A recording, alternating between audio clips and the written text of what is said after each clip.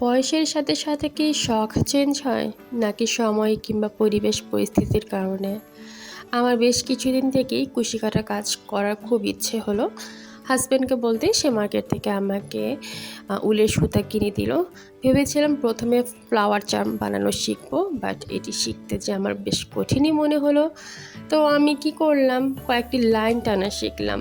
ভাবলাম লাইন টানতে টানতেই দেখি না কি করা যায়। তো সেদিন ছিল শুক্রবার, আকাশে প্রচুর মেঘ ছিল, সেই সাথে বাতাসও। এরকম পরিবেশে তো আর ঘরে থাকা যায় না, তাই হাজব্যান্ডকে নিয়ে চলে গেলাম ছাদে।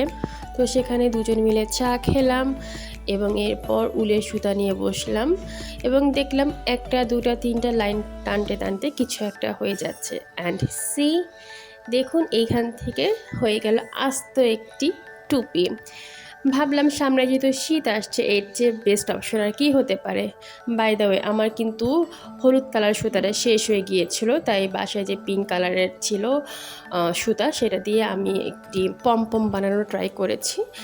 খুব ভালো হয়নি, তবু যা হয়েছে আলহামদুলিল্লাহ, I am very much happy. এবং লাস্টলি নিজের টুপি পরে একটু ঢং ঢং না করলে তো হয় না।